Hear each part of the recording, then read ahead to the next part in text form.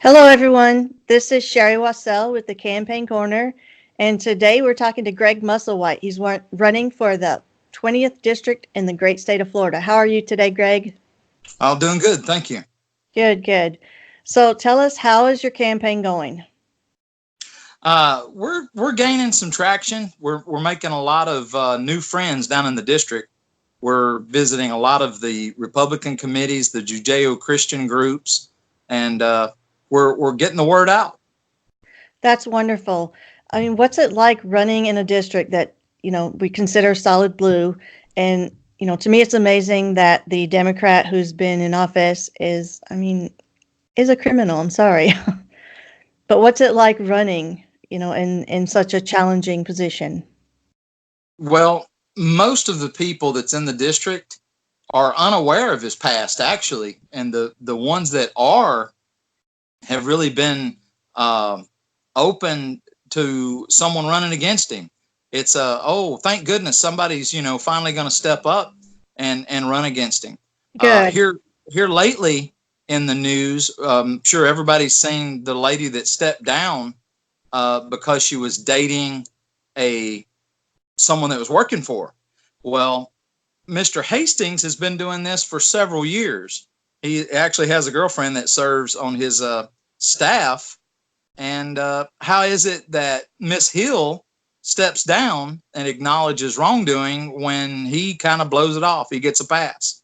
So Alcy is married. Alcee is not married. He has a Oh, girlfriend oh, I got that you. he dates that it works on his staff, and Oh, okay. they've been together for a long time. I But see. the actual rules that were set forth, and he's on the rules committee, so how do you sit on the rules committee and you know about these rules, yet you don't follow the rules? Everybody needs to play the same game. Sure. It was pretty shocking when I read just a little bit on him, and that's the first thing that came up, and that he got back in. That was pretty shocking. Does he have any Democrat opponent for his primary? Yes, he does.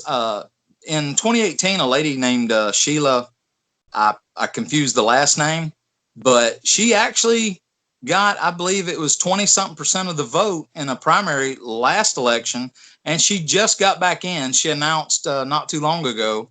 And then there's two or three other candidates that are also vying for his seat on the Democrat side, and then there's two of us Republicans. Yes, yes. I know you had one other opponent with you on your side.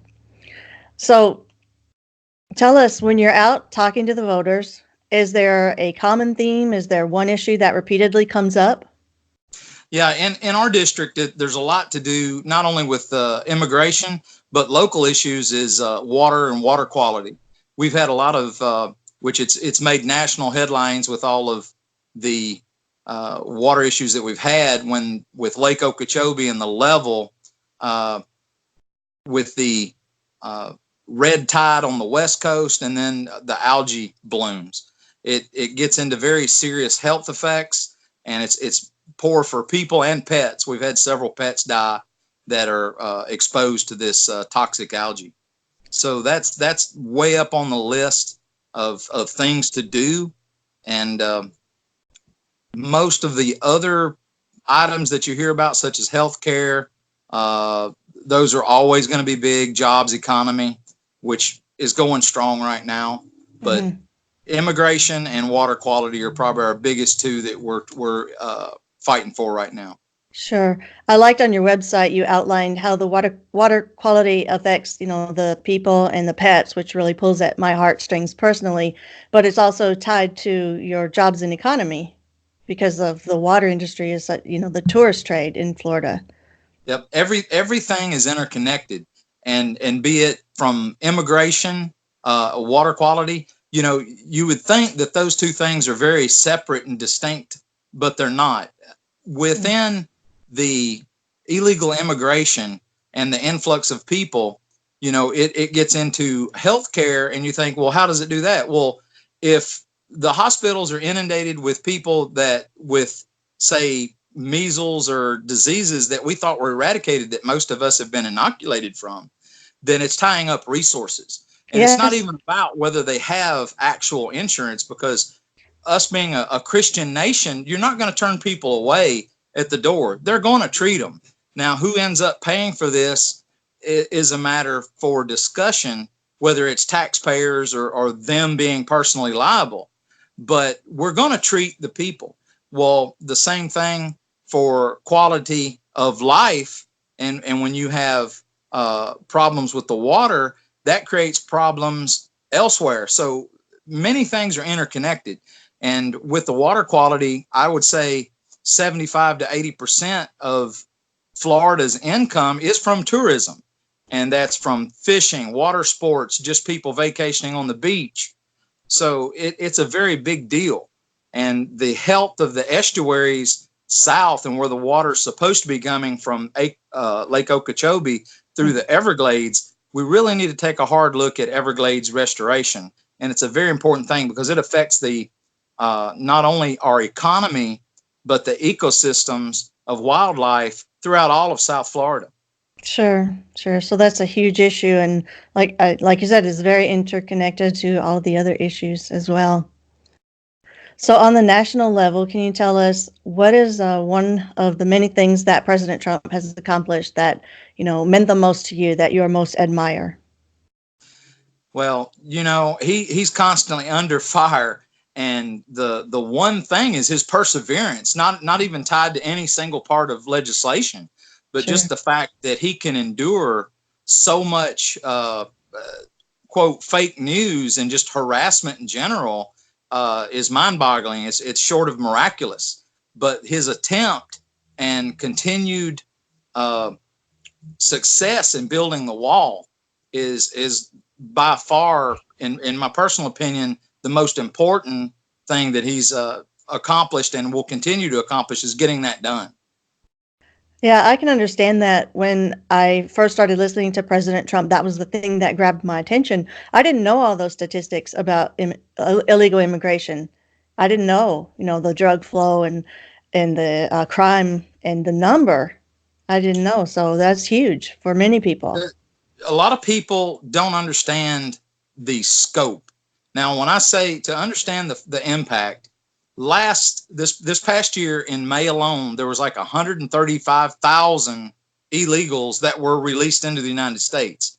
Now, to put that in perspective, in our district, the city of West Palm Beach only has about 110,000 residents. So you're talking about a huge number in just 1 month that is released into the United States. So our welfare programs are not equipped to handle that big an influx. Not just the welfare programs, but like I said, going back to healthcare, our hospitals, Schools.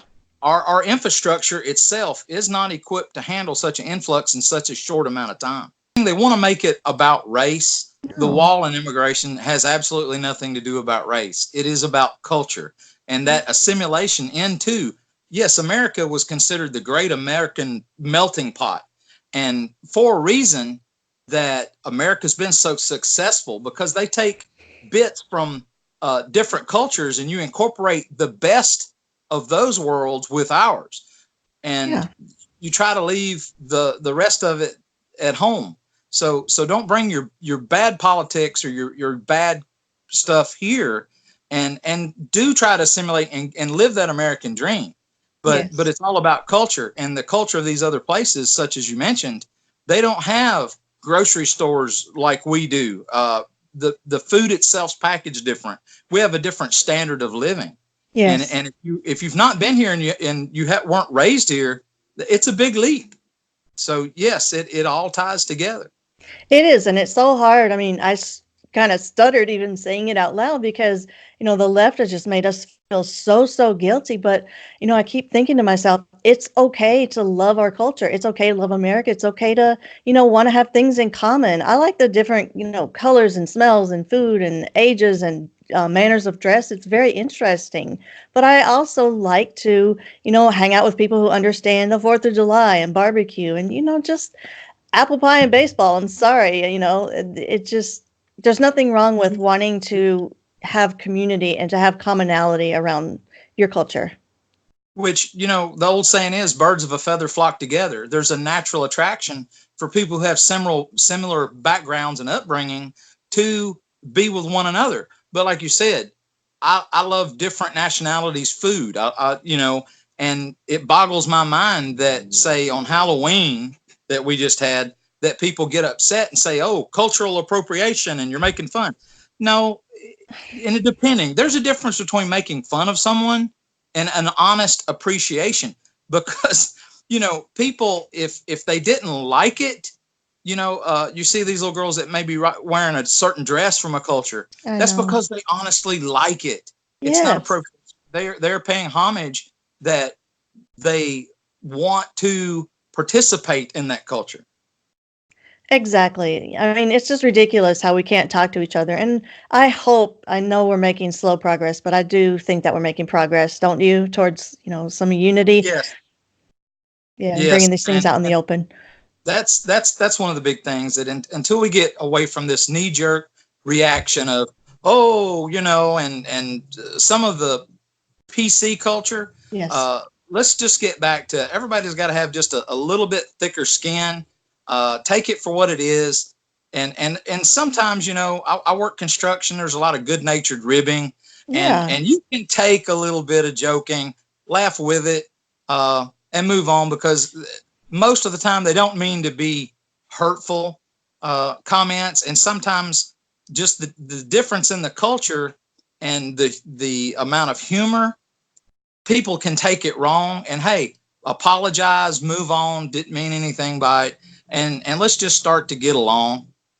Yeah, I can laugh at myself. I'm sure you can too. I think, certain habits that we have, certain things that we learn from our parents or from our nationality, Irish. I have a temper and I drink a lot. I don't, but it's funny. I can laugh about it. So I think you mentioned President Trump's perseverance in the face of the opposition, and I think his bringing out just throwing it back in their face.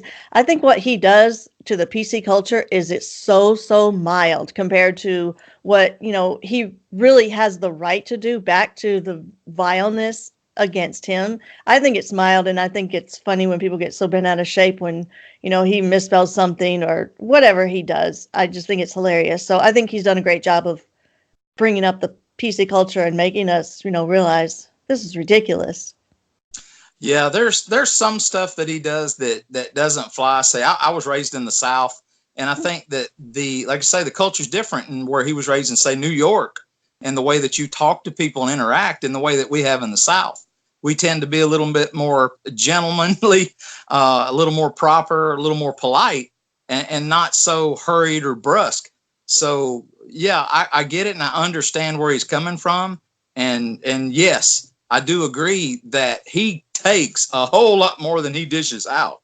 Yeah. And most of it is in reaction to the flack that he's getting.